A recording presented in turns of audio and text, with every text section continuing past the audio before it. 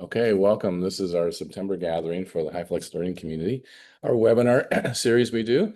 And we've been syncing these up with some blog posts I've written about some custom GPTs for HyFlex Planning. And today we're talking about assessment. But beyond that, we're also going to talk about some of the major challenges to assessment just in general for HyFlex courses, but also then because HyFlex is essentially a combination it's a mix of all the other course modes that we teach. It really brings in all the challenges and opportunities, shall we say, of assessing in any learning, especially online, seems to be the most challenging for most of us. So we'll talk about that. Hopefully you'll have your own ideas and your own challenges to bring into the conversation. And so that's probably where we're going to start. And then I'm going to show a couple of tools I made. Some of you may be familiar with, and you might have your own tools that you've used, AI tools essentially to help students in the assessment process. It could be self-assessment, could be informal, could be more formalized. And then we'll shift over to planning perhaps and look at some of the most serious challenges and there's probably half a dozen common challenges that many of us face with online or HyFlex courses. And actually, I think what we should do is kind of stress test this planning tool to see what ChatGPT essentially can come up with. How's that sound? Before we get started, should we do short introductions? Since we have a small crew today and everyone has a chance to have a voice. And so I'm Brian Beatty. I'm a faculty member, professor at San Francisco State in Instructional Design and Technology Master's Program, but feeling the pressure to start teaching more undergraduate courses because of budget continuing pressure. Smaller graduate courses can't be my only portfolio. And so I'm going to take on at least a 50-person undergraduate course taught fully asynchronously, not HyFlex. But what I'm proposing to my college dean is that we double the enrollment, and I look for ways to manage a 100-person class with the workload of a 50-person class using AI and other kind of group-based interactive approaches that aren't very commonly done, I think, on my campus. But I also, as I said, hey, look, here's the deal. If I do that, then I need you to relieve the pressure on my 15-person graduate seminar course, or maybe my 12-person graduate. It has to be okay. Otherwise I'm not, there's no value for me otherwise, other than just professional value. So I still might do it. But anyway, that's kind of my world. So I've been looking for retirement at least for last year and looking forward to it pretty quickly. But this is one of those challenges, like using custom GPTs, that's keeping me going. All right, so who's next? Jean, do you want to introduce yourself? Sure. I'm retired from the LCTCS system, but I'm really excited to keep my hands in academia with the HyFlex community. Brian, I'm excited about your challenge, as you put it. I hope that it works out because I feel a book chapter coming. There we go. Yeah. And so I'm just glad to be here, and welcome to everybody. Jean, what is the LCTCS? I don't know if I said that right. I don't know if I know anymore. Louisiana College and Technical Community College and Technical System. Sorry. Okay, sounds good. Jerry, I think you were here next. Hi, I'm Jerry Rivera Wilson. I am the professional director for the School of Education for the University of Albany. I also assist with the HyFlex Collaborative Conference that we do annually, and happy to meet some new folks and rekindle some. I see Holly here, and I'm familiar with Holly, so welcome. Jerry, you are too humble with what you do for the HCC, that conference. You are really the kind of the driving force, and we are trying to keep up with you and help out as much as we possibly can. So we really appreciate the work you do, especially in that area for us as a community. Holly, can you do a brief introduction? Not sure who was there next, but go ahead. Sure. My name is Holly Hapke, and I'm at the University of Kentucky, and I teach HyFlex in undergraduate space. I teach principles of marketing. So currently have 935 students, and in that HyFlex, I'm also ABD and writing my dissertation around modality switch, and if that pattern is hindering or helping the students. So I'm Wow. looking for some insight on that, and just trying to figure out a better story to tell. I think that there is some interesting things around the space of having a choice. Obviously, the flexibility is the key for my undergraduates, but by having that choice every session, am I hindering them, or Mm. really am I helping them? Wow, that's fascinating work, Holly. I really look forward to reading that. I've seen at least a dozen different HyFlex dissertations over the years and been sat on a few committees. It's always amazing to me to hear what people are focusing in on, and this is an area I don't think has been explored much at all. And the fact that you're teaching almost 1,000 students in a HyFlex course, that remind what we used to do here. We had the Principles of Marketing course. And we had roughly 3 combined sections, about 1,200 students. One faculty took care of the whole thing. And they sold the textbook, by the way, but that's on the side. But it was one of our first really HyFlex experiences, but we didn't call it HyFlex back in those days. It was like our first lecture capture course, from 20 plus years ago. So anyway, welcome. And I want to hear more from you about your assessment approaches too, today, hopefully. I think next was Dr. Crystal. Do you go by Crystal or? Still, it's fine. Thank you. Sorry, I am in transport right now. My kid ended up with a late start day today at their high school. I am Alaska, so I'm an instructional designer at Cal State University Center. I'm also a lecturer in our universal design for e-learning program when it has enrollment and it's not paid. I also work with our faculty with regards to their exploration of AI and use in that design, as well as promoting strategies for how they can compress their courses, deliver them online, develop their strategies for the production that happens in HyFlex and online hybrid environments. What else? Yeah, I'm excited to be here and get to know you all. All right, welcome, Crystal. Good to have you here. And welcome, Ashley, for joining us. We're just doing brief introductions. We're on to Colin. Hello, good morning or good afternoon, depending on where you are. I'm a longtime lecturer at San Francisco State University. I've taught HyFlex unofficially before. Especially after the pandemic, immediately after the pandemic, it was really important to me to give students as much flexibility as I could give them, and student choice has always been of prime importance to me. I'm now actually trying to transition over to the instructional design side. Actually have a job interview soon at SF State for an instructional design role. So I'm trying to get much more into the formal aspects of instructional design, and I'm excited to learn more today. Colin, it's nice to meet you. I don't think our paths have ever crossed here at our largest campus. What do you teach in? What area? Oh, I teach first year writing, second year writing in the writing program. Okay, yeah, I know in our writing program, some of the faculty are working hard on using custom GPTs to help move students through the learning process, as opposed to have them just use the tools to replace their writing process. Absolutely. Yeah, it's really interesting work. Great. Well, welcome. Thanks for joining us. I've always said when I've had the chance, I've said at San Francisco State, I think there's more unofficial HyFlex going on than there is official HyFlex. We probably have roughly maybe 50 to 100, 125 sections of HyFlex across the curriculum out of a catalog of, I don't know, 1,200 sections, something like that. It's not a lot, but there are a lot of people who are doing like what you were doing, saying, look, students need flexibility.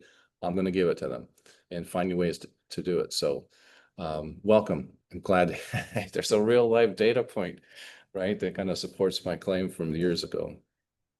All right, Ashley, thanks for joining us. Can you do a brief intro? Sure. I am Ashley Fecht. I teach in an occupational therapy program at Creighton University in Omaha, Nebraska.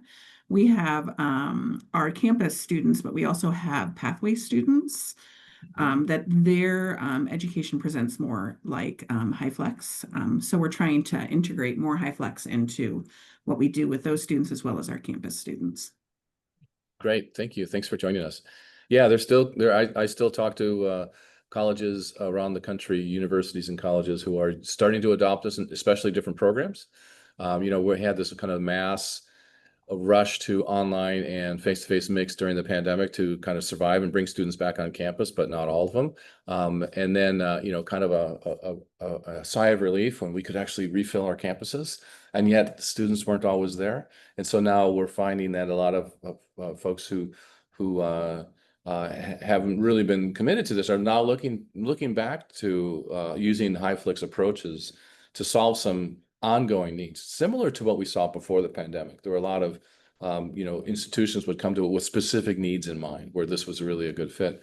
So that is probably a better place for us than kind of the mass adoption, because it wasn't really bought into really doing it right, I guess. Not always, of course, but there was a lot of that. So anyway, welcome. So today we're talking about assessing learning and some of the common assessment challenges. So in your work so far, especially as it's associated with HyFlex and to some extent online learning, what are some of the major assessment challenges that you've seen? You can type some in the chat or pick up your microphone and just kind of speak out to us. I mean, let me put the big one on the board here, and this is you know, student cheating, plagiarism, things like that. And typical when we assess high stakes assessments are always have that trouble. But it's not just HyFlex. Clearly, online students, synchronous, asynchronous, in-class students. I used to be a classroom teacher, eight years in high school, so we did tests all the time, and we always had students cheating.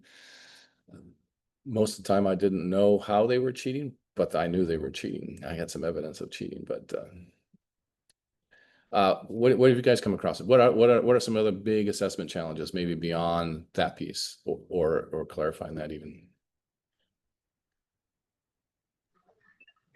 Well, for me is about volume, right? So I have, I just did my exam review just now. And so next week of those 935 students, they have the choice to take the paper Scantron version, as well as the online version of it, monitoring, no monitoring.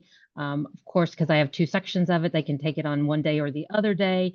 And so, because of the volume, it's always been multiple choice questions. And so how is this really environment, multiple choice questions, the best way to assess learning in my domain?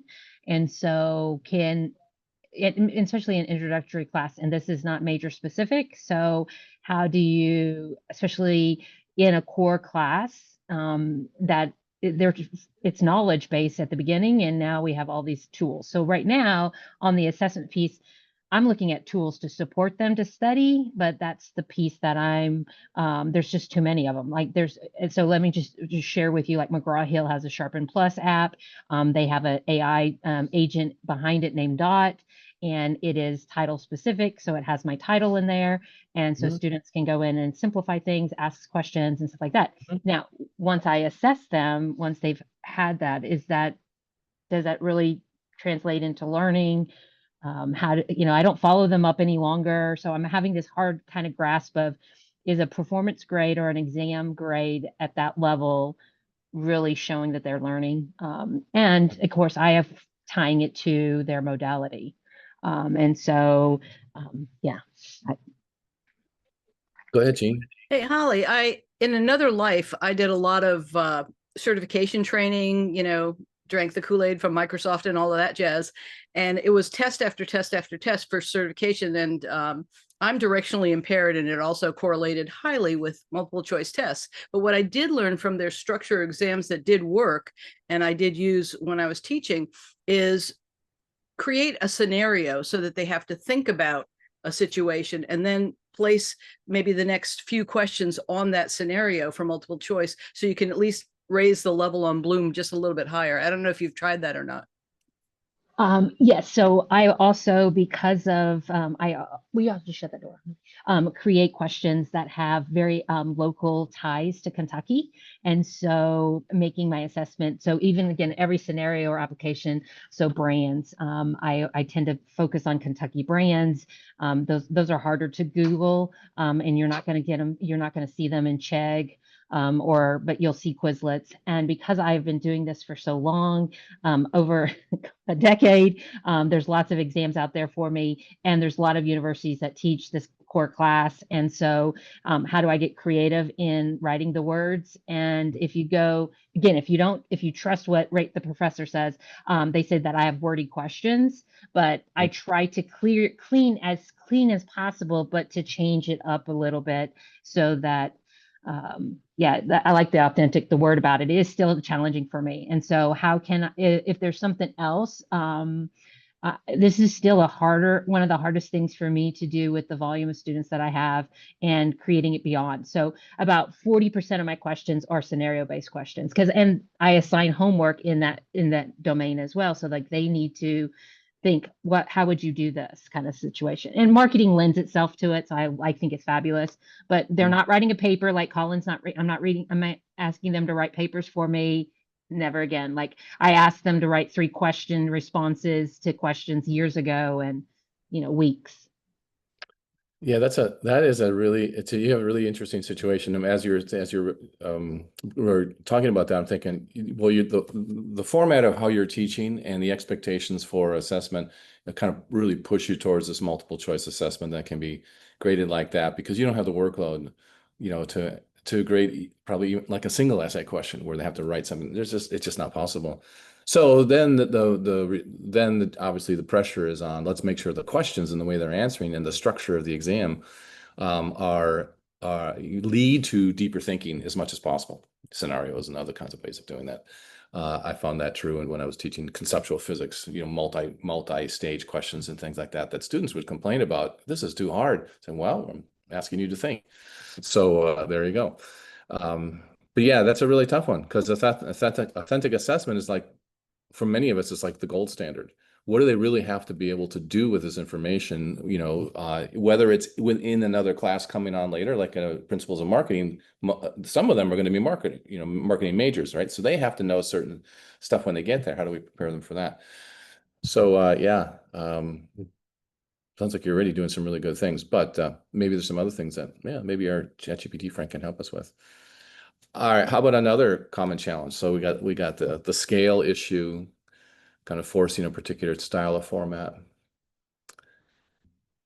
Colin, in your world with writing, what's one of the major challenges with assessing students that you come across?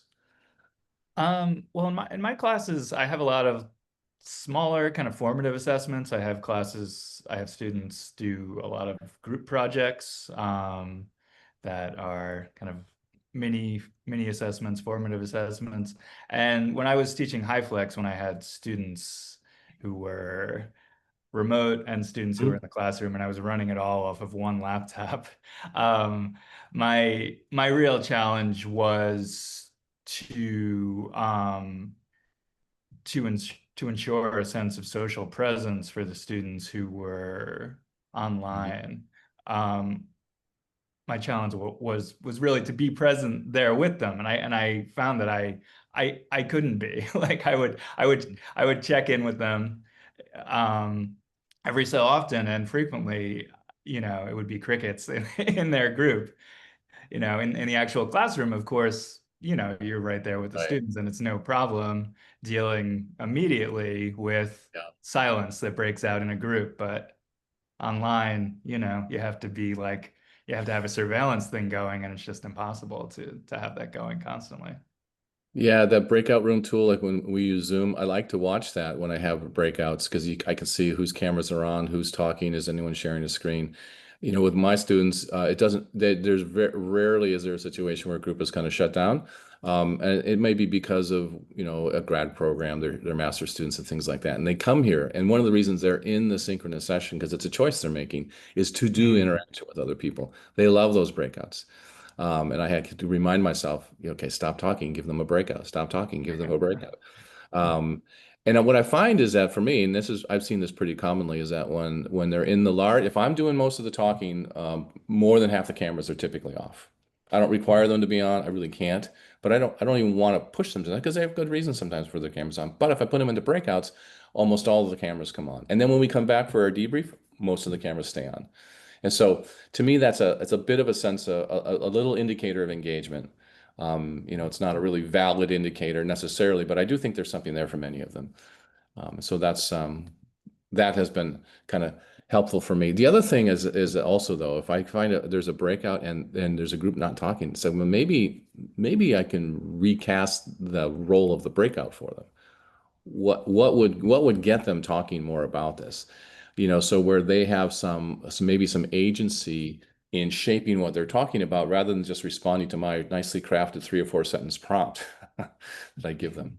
We also always do a debrief afterwards. And they're taking notes on a common document while they're in the breakout. So when they come back, they're basically going through their debrief notes with us. So yeah, it's just some things that I found that typically help. But I love the breakouts as a way for them to essentially do some self-assessment on how they're learning, depending upon who they're working with and how those conversations go. Yeah, it's a challenge. How about any other challenges out there in your assessment world?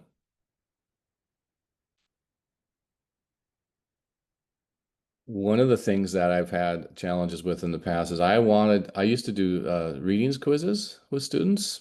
Say, here's a low stakes quiz. You can take it. I think at back in the day, it was like 3 times or 5 times in the LMS. I'll take the highest score. It's going to be, probably it's part of your participation grade, really. So it's not like heavy duty learning assessment. But I want to make sure you're doing this because I want you to come to class. This was back when I had everybody synchronous just about. That you're ready for a conversation around the topics. And so I did readings quizzes. And so that was a way for self-assessment, but for me also to get a bit of an assessment on how students were doing as far as their own preparation for the class. And so it's more of a process assessment for me. And I believe that process is really important. If I can get them to follow a particular process, we're more likely to set up the conditions for learning for them. But I don't do that anymore because I went to be an administrator for a while, came back and had all new classes and I didn't have the time. I didn't make the time really to create all those readings quizzes again. Too much work. So I created a tool to do that for me. And so let's look at a couple of things and I'm gonna share my screen here, my ChatGPT screen, and just run through a couple of things. The way I structured this around when I started using custom GPTs, it was because I wanted to give students a kind of a prepared place to have some interaction with generative AI to help them in their learning process. And I was really concerned about students who were not engaging in the synchronous options we had either in the classroom or online synchronously, that they're left out there in the asynchronous space. And I knew not all of them choosing that path wanted to be in that path. And so a year or so ago, I started calling them accidental asynchronous learners. I don't know if that's the right term or not, but it was in my mind, this is what's happening. It's like, well, I'm an asynchronous learner, but I don't want to be. This is not my first choice. And so what could I do for that? One of the first ones I came up with was there's this QuizMe tool and this QuizMe app. And I've talked about this a couple of times over the last 2 years, really. But this was, when I thought about this one, I thought, what can I do for assessing their learning to help them really assess their own learning? And for me, this was going to take the place of a readings quiz. So I could require them to do this and have some ability for them to have a summary at the end that they could then report out. So I could see a report before class. Okay, here are my 20 students, not 1,000 students, but 20 students, and see kind of where maybe they can show me some weak areas. There are better ways to do that now. You can actually put some automatic kind of reporting into these GPTs. I don't do that yet because it requires some coding that I'm not skilled with, and I haven't had a grad student volunteer enough time to make it happen for me.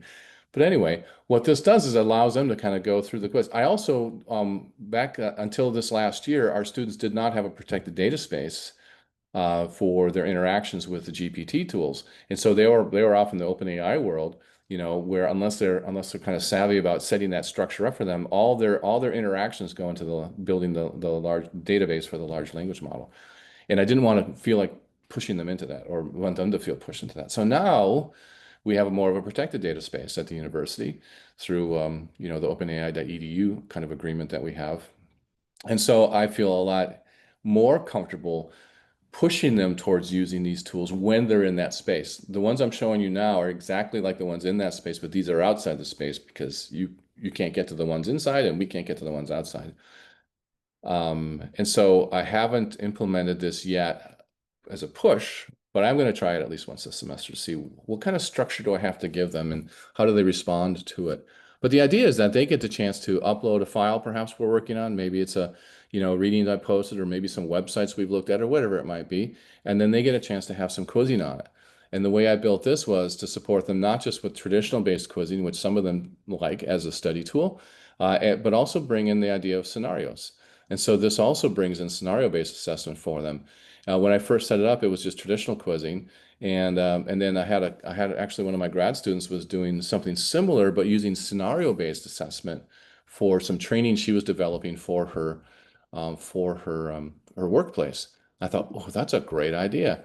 Can I see the prompt you're using for that? And so she shared the prompt with me, and then I essentially built a version of that fit my needs into this tool. So now students can either get a traditional quiz or a scenario-based quiz, or they can mix both, of course. One of the things I also learned, especially for students, was to always have a thing they could pick that says, what does this tool do? You know, yeah, Professor Beatty has explained it in blah, blah, blah, blah, blah. What is this really going to do for me? And so it tells them basically what to do. And so they can choose different aspects of this. And so for them, they can go through any of this. And they ask them their difficulty, because I got feedback from some students was, you know what, I already know a lot of this, so I don't need that basic level quiz. Maybe you could ask me where I am, and so it can give me more difficult questions, because that's really what I want. And I found my students now, the ones who use it, and there's some in every class that use it. I introduced these at the beginning of the semester, they use it as a study tool. And so, especially when they're trying to prepare, maybe it's for a writing assignment or a presentation assignment, or just prepare for a discussion in class, they'll use this tool and they'll find some value in it. So this is there as one of those self-assessment tools. There's another version of this, which is really the initial one I started with on the scenario side, that is more about using a scenario-based learning assessment for them, right? And so this one is a little bit more specific. And so this might be a situation where I really want them to go through the scenario exploration aspect of this.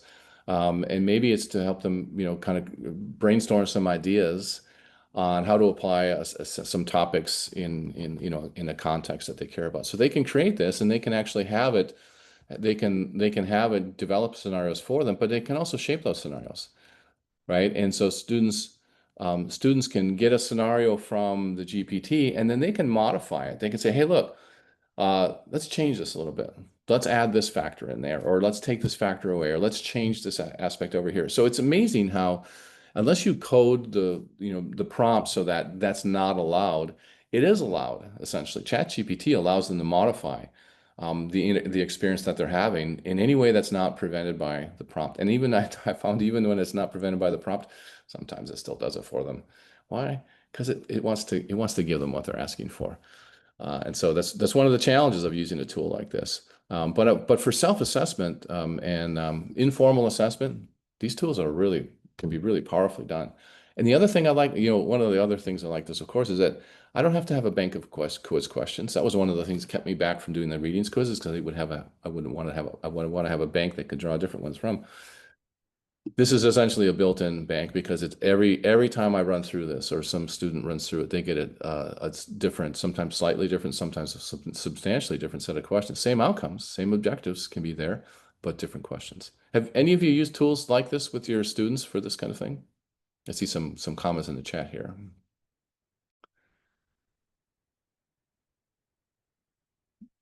DOMC, Jean, can you say that again?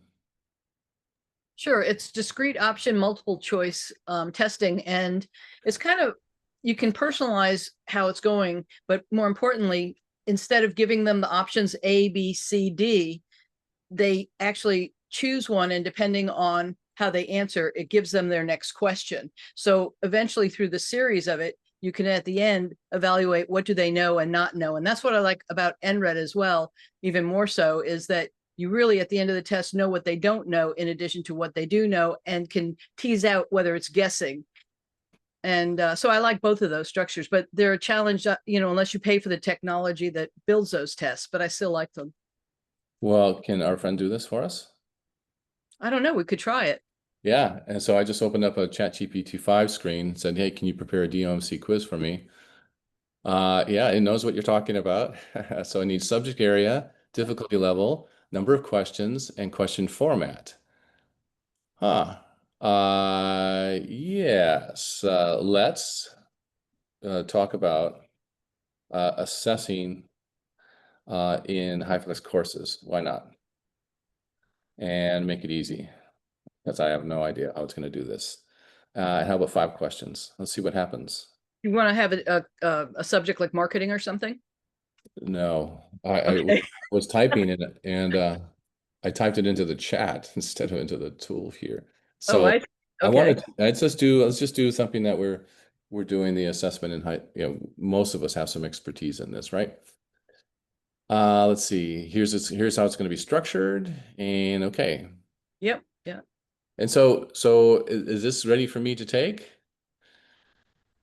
Or is it showing me the answer? So it's creating the quiz for me. I see. But I want it to deliver the quiz, right? Correct. And to be able to, at the end, give you a report, in essence, telling you how the student did. Okay.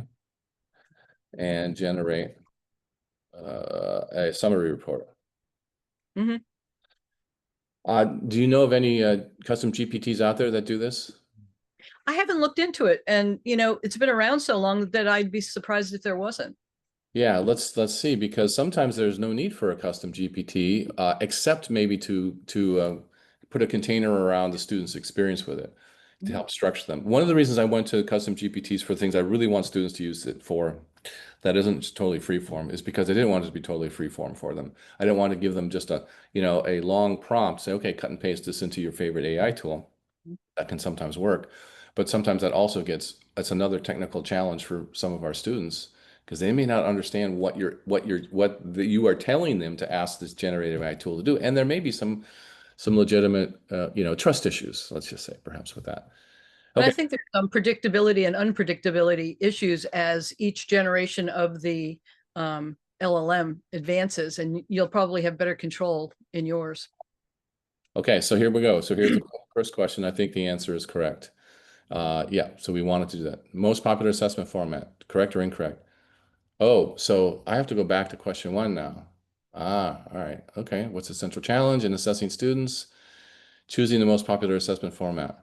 I don't think that's the biggest challenge, is it? And so what would happen in an actual DOMC structure is it would repeat a question for you. You wouldn't have to go back. Okay. In fact, that's part of it, is to not be able to look back. Oh, that makes sense. Let's see if we can make it change it so the way it's doing this. Sure enough, so it repeats the stem. So once again, another reason that you would want to build this into probably a GPT, so that's all in there. So the learner, the user, wouldn't have to know that, oh, I can tell it to do that. Right. Central challenge in assessing students, balancing flexibility with rigor. Oh, I think so. Yeah, why not? Yeah, because sometimes our modes in one way or the other can seem less rigorous. Like, for example, an unmoderated online exam compared to a moderated in-class exam. Certainly the perception there is the unmoderated version. It's easy. I got resources I can use. Ignoring modality differences. Sure. That's always sounds like a bad thing. Ignoring something we know is real. Long as correct. Okay, you've reviewed all 4 options for the STEM. And so, okay, so what would it do now, Jean? So it's been a while since I've done one, but I had it come back and give overall grade of what they had, but also tell them where their weak area was and their strong area. Of course, it was more than 5 questions. All right. Well, I think this is worth kind of pursuing a little bit. I also added confidence to it because I want students to give their confidence rating. Partially, it informs the instructor. Generally, the students who really think highly of their skills and do poorly, that's part of the reason. That's part of the tell. And so it's helpful for them to learn from the fact that you're being unrealistic about your skill, but it also helps the teacher know. Yeah, there's a whole competence-based marking Mhm. concept that's been around for a couple of decades. Done a lot more in the UK, I think, more formally, and in medical education over there for a while too. I'm not sure if they're still using that, but the idea is that it would be multiple choice, and not only do you give your answer, you give your confidence. And especially they found it was pretty useful for helping students self-assess their level of knowledge in preparation for whatever be the major assessment or some learning activity they had to be prepared for was. And so and then they would score it, and it would score it higher if you were correct with confidence than if you were correct with low confidence. Hmm. You would have more of a negative score for a wrong answer if you were confidently wrong, as opposed to unconfident or guessing wrong. That was less of a negative score. And so there was a while there where when we used to use Moodle as a learning management system platform, in their quiz tool, you could bring in confidence-based marking. At our campus, our academic technology group decided not to turn that on for us because they thought it was going to be a little too confusing for faculty to understand when the best uses were for it, and they thought that it would probably be more of a disservice to students than a service, because if it's not used correctly, it can get kind of there's often a negative feel that comes with that sometimes with students. But Yeah, personally, I don't buy the using it as a multiplier. I think it's punitive, and I don't know that the research bears out on that. I'd be interested in seeing that. Yeah, well, the research that I've seen where it showed there was a positive approach was only really in helping students self-assess their preparation.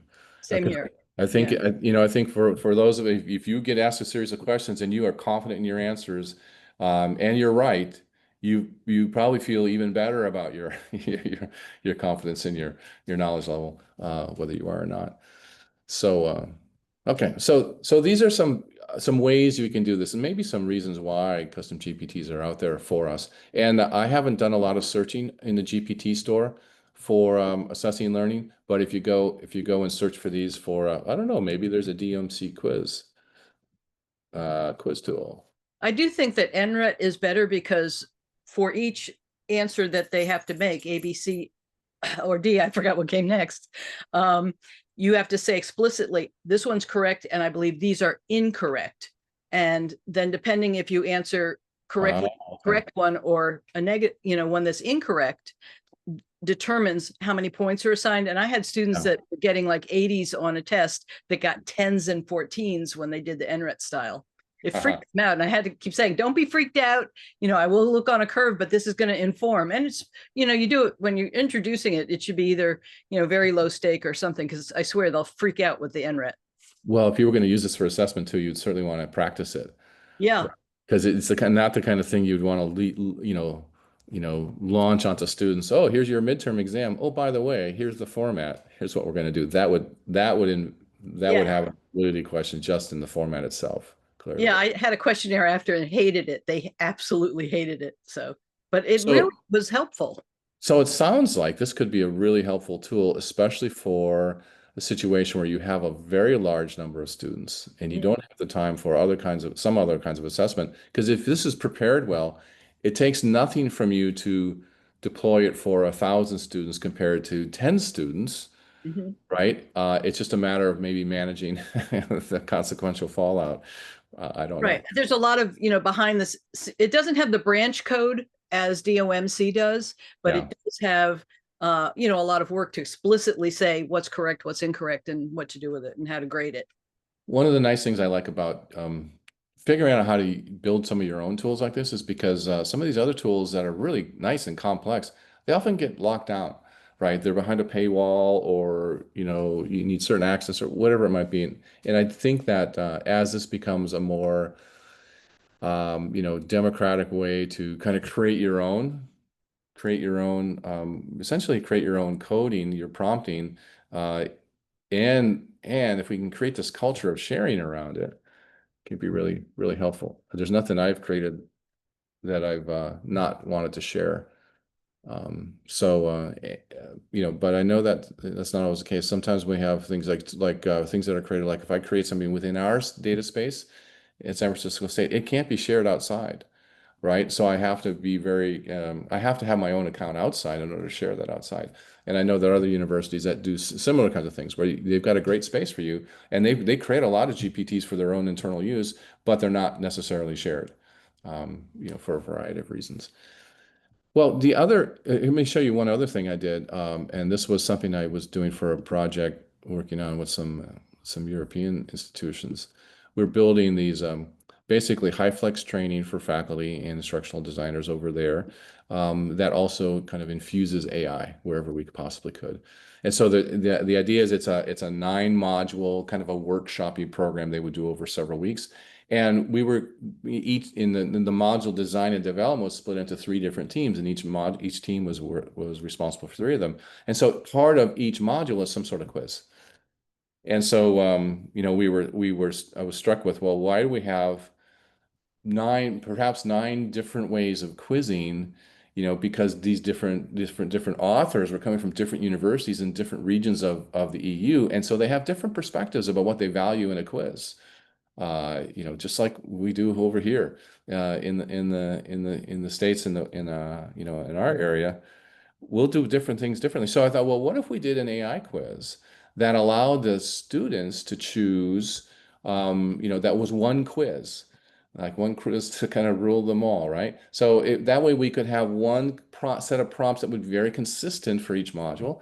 And what we could do is prepare it with the content from each module, like a script from each module, the main content script, and then let the student choose which module they're working on, force them to make that choice. And so this one was built, the team I was working with, we'd only built 2 modules when I drafted this for them.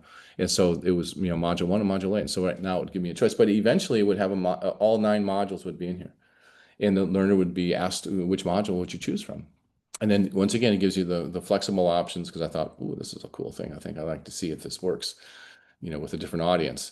Quiz types, how it wants to support, etc. And so let's just do, I don't know, let's do one with, what are we talking about here? Module 8. And so as long as the files were uploaded, then it would be able to do that pretty well. And so it's an example of, you could do this with a course, if you wanted to, or a series of course, maybe a unit, where you could upload, prepare it with all this information, assuming you would want it to kind of drive primarily from what you've prepared or what you've collated. And then it could do that, so you could build it once and link it everywhere you needed to. You wouldn't have to have 8 different, quizzes, those kinds of things. Also attractive to me. And what this other thing does, it doesn't require the user, the student, to upload the files themselves. You've got that for them. And so this is what it's talking about. So just another application. So once you build, if you are going to build your own tool or find another tool, especially if they'll share the prompting with you, once you see how that works, you can easily modify that for other purposes. I think one of the winning strategies with developing your own custom GPTs is to plan it out first. Surprise, surprise. What are you trying to do? What opportunity are you trying to take advantage of? Or what problem are you trying to solve? Yeah, maybe both. And then to plan it out that way as a kind of a structured way of walking through this. And of course, having some idea of how the prompting works. The nice thing about this, how many of you guys all built custom GPTs? Have any of you done that? No? This is, let me just show you real briefly the back end of this, and then we'll talk about the assessment planning tool for a moment. If I wanted to build one of these, let's see, I go to GPTs and I have to create one. And then I can either configure it myself. If I know what I want to do, like type all this stuff in here, I can just type it in. And if I've got some familiarity with this might be a faster way to do it. Or you can do the create side, and then it's going to step you through kind of like a wizard, and it's going to ask you, well, what do you want to make? What tones and other kinds of things and various things like that. And so this is a really powerful tool. I was doing this in a little workshop at a school a couple of weeks ago, and within 15 minutes, we had got one of the participants to tell us, well, what is one of the assessment challenges that they have, and they were doing like a 5-factor model for something in social work, and they wanted the student to be able to come in and kind of be assessed on their understanding of that model through working through some real current kind of scenario that was local. And so within 15 minutes, we had built a GPT, and we had tested it, and we had revised it twice, and we had put a nice little icon on there and a title, and kind of shrink wrapped it for that faculty to use, probably modify for their specific class. So it doesn't have to take a long time to build these. And once you build them, they're in your account. If you're in a local university space, like at San Francisco State, it would be within your San Francisco State credentials account, which means if the university stopped that arrangement, you would probably lose access to it. Or most of the places where you create custom things require you to have some sort of a paid account in order to do the creation or to share it. OpenAI, you have to have a Plus account. I think I pay $20 a month for mine, or you can do more, pay more than that for different levels of account. But that's all you need in order to create, and then it stays created unless your account goes away. Your account goes away, so does all the things you've built. But I don't have to stop my paid. I can stop my paid account, and those tools are still available. I just can't get access to them to edit them anymore. Which is actually, I think that's a really nice thing, because if you build these and share them with people, you don't want them just to disappear, saying, you know what, I don't want to pay that $20 a month anymore, and then everything goes away. That would not be good for our community. Google Gemini, right? Google, you can create what they're called gems. One of the challenges with that is if you don't have a paid account, I think you can still build a gem, but if you're not paying them anything, I believe only you can access the gem. So you can't share it with anyone. I had someone do that in a class, and they said, yeah, well, what I found out was I could build it no problem, but I can't, no one else can use it. So, well, show it to me. So let me see what it does. So that's one of the challenges with that. So they're not difficult to build. When I first kind of got the idea, well, maybe I could learn how to build one of these. All I did is watch one or two YouTubes, 5 or 10 minutes, and I thought, wow, it's that easy to build one. Let me try it out. So that's what I started with, and I think I started with my learning helper, an easy to build AI tutor, right? Anybody can build an AI tutor. If you're a teacher or instructional designer, you know how that works. And so build your own, and then you can give your students, your users, a customized experience that can be as customized as you want, which is kind of nice. So it's not just out there in the general wild world. Some of them, actually use the OpenAI ChatGPT accounts fine. The HyFlex Planning for Assessment tool is designed to help you kind of think through some of these assessment strategies or the challenges in particular, and come up with some suggestions around solutions. And what I find, and so it's kind of designed around how the book chapter in the HyFlex book kind of creates this, has you kind of work towards a kind of a template for your design and your planning. Really, the planning tool is there to help you kind of go through a bit of a structured process and thinking through this, as well as create something that then you can easily share and talk with others. But like any other of the custom GPTs, there's a lot of, you can push this in different directions as well. And so if you want to really probe, let's say, okay, it's designed for a HyFlex course assessment, but let's say, I don't really have a problem in these modes. Here's my real challenge. My challenge is with this mode in this particular kind of assessment. And I want some help thinking through this. And then maybe how does that interact with some of the other things that we're doing? So one of the things I wanted to see as well, what does an AI tool like Perplexity say about, what does it find about the most serious challenges reported when assessing learning in online or HyFlex courses?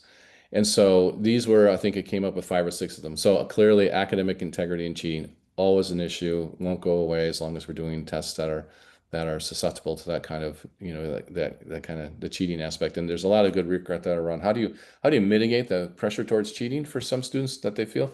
There's some good things you can do about that. That's not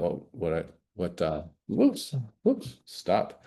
Authenticity assessment design, right? Authentic learning, and how do we do that well in different modes? Not all of these are just simple, how do I do that? Some of it's like, why should I do that?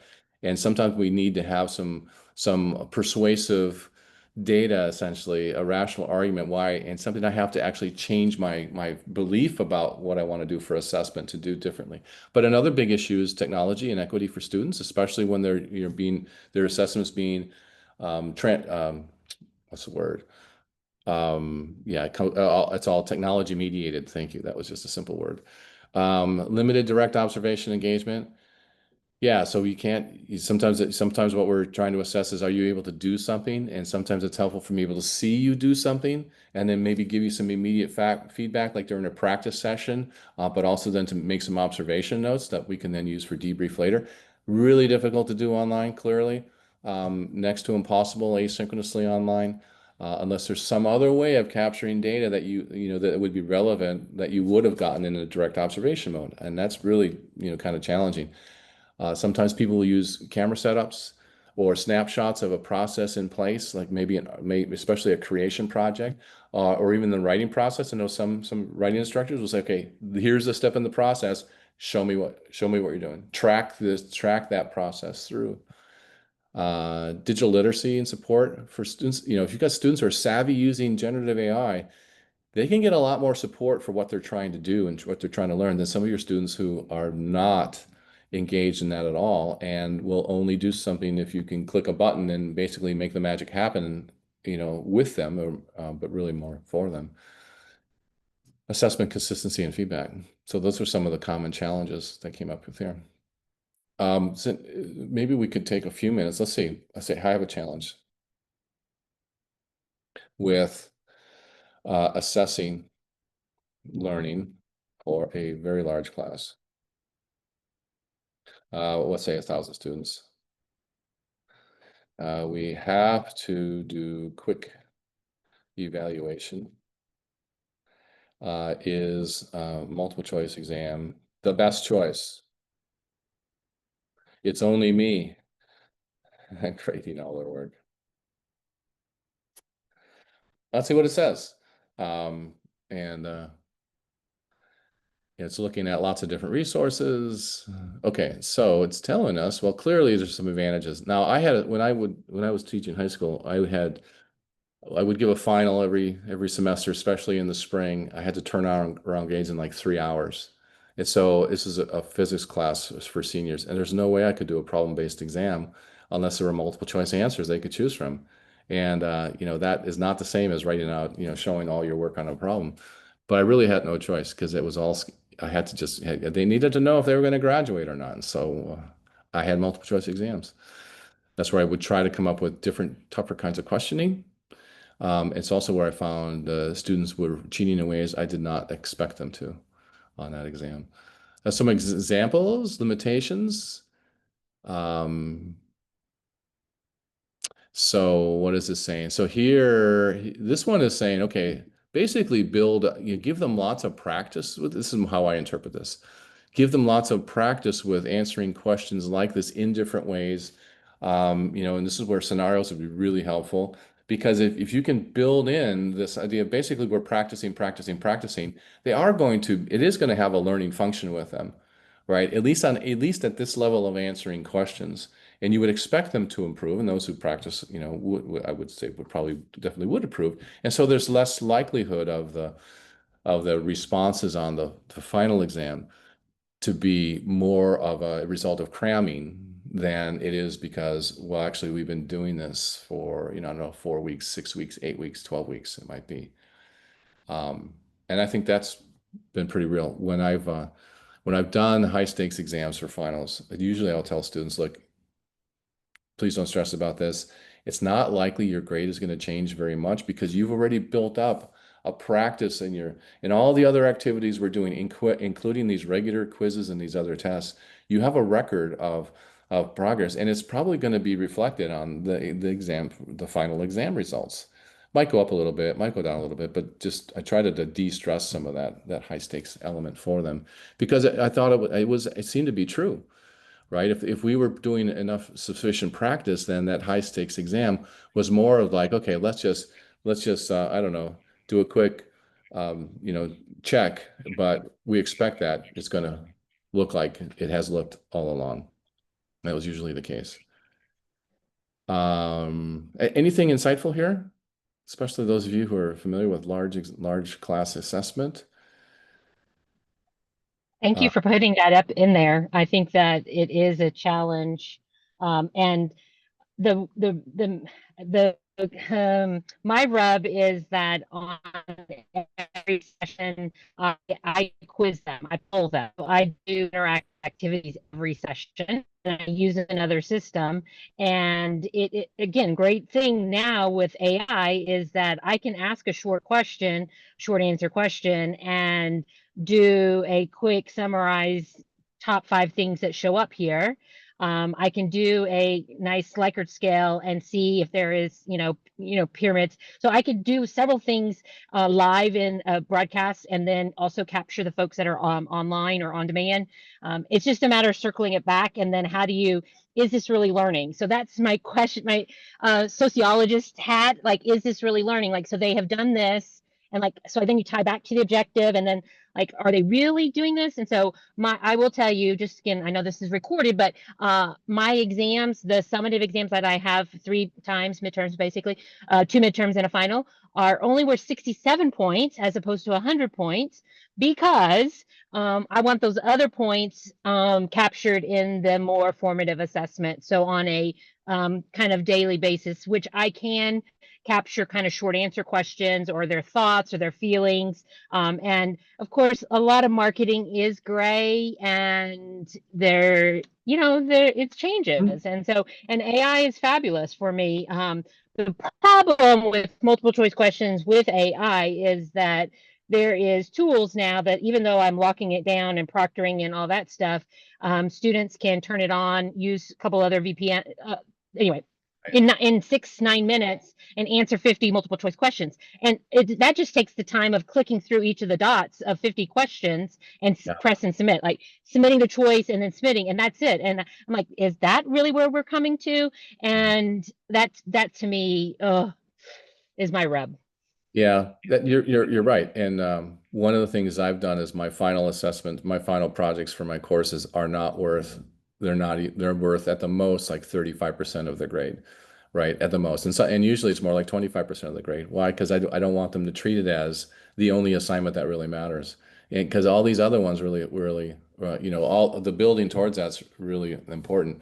The other thing that I have played around with, especially for a large class, was the idea of, what if I gave them a more authentic assessment? Okay, write something up about this. And this is something that I don't have time to give everybody copious feedback on like I would love to, but maybe then we set up maybe this idea of a group, the group process where they're peer reviewing in a group, and together they're shaping something, or at least they're shaping each other's papers. And so after maybe a round or 2 of revisions, they create something that I just kind of have to take a glance at.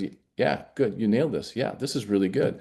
And maybe there's just a few things. And so that, I don't know if I could do that for 1,000 people, but I could, or maybe I'm just spot checking, so that it's the idea is that we're going to do this as if it was a super huge important project for your assessment, but it's not something that we're going to spend a lot of time doing the formal grading for, because the process of you going through this is going to lead to the learning. Now, I don't know, would they buy into that? Because I think full transparency, you'd want them to know what the impact is going to be. But once you tell them that, I don't know if you would tell them that you're not going to, really look at many of them. Well, I did tell them, on a side note, I did an AI and marketing last week lecture, and I said, this is 2 prompts. You need to find a brand persona. Here's what you do. You need to find 3 Instagram posts, and this is what you need to do. And I said, you literally copy and paste out of whatever platform that you use, and you need to upload it to the LMS. Keep in mind, this is an activity that we are doing in class or streaming or on demand, and I am not assessing it. It is a matter of that, here's how you did it. But what I am assessing is, what is your evaluation of that? I know we have talked about that, but now I can go capture all of that and talk about what we are doing in that space with marketing and cultural elements and stuff like that. So I told them, I made it clear I wasn't grading that. And that's probably one of the first assignments that for 900 people. Now, I also have 250 totally asynchronous, and I think I deliver that content very differently, and the different activities. So. Holly, I'm curious, are you able to, if you had all the time in the world in the summer, if you take it off or whatever, to look at that data to see any correlation between those who did well and those who really did invest the time in that brief assignment? I will be doing that. I did it last fall on a assignment that I didn't give as much structure. I just said you can choose this as an alternative because once again, I wasn't going to grade it.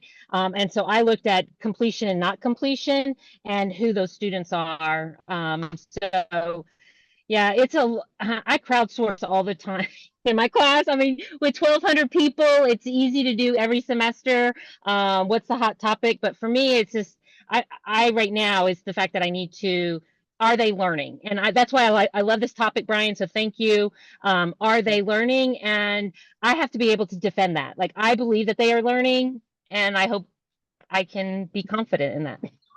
Yeah, one quick kind of finalish comment is that, and sometimes when I need to support my belief about their learning, is what I can do is I can ask them. I said, write to me, give me, a reasonable explanation of how you believe your learning went, and boom, now I have a database of all of that. And if I have to go back to it, I can. Although, if I had that many going through it, honestly, I would probably try to do some analysis that was tool based, just to get some themes and things like that. Because if you do that in a protected environment, that can be a really helpful kind of thing to have. We're at the end of our time here, and so I hope that this was helpful for you. This recording will be posted onto the HyFlex Learning Community site with all the other gatherings. When we do our next one, I expect to be focusing on using generative AI for planning for engagement, especially looking for maybe some newer ways we've been doing engagement or have the opportunity to do engagement with some of the generative AI tools, and we'll go on from there. Any final comments or questions? I'm going to stop the share. All the tools that I've shared are freely available for you to use. Just go to the GPT store. You can search for the tool by name, or just type my name in, and all the things I've done that I'm sharing coming up there, which is most of them. Okay. Well, thank you very much. I appreciate your time and for being here with us today. Thanks, Brian. Okay. Thank you, Bye-bye. Brian. Hi, everyone. You're welcome.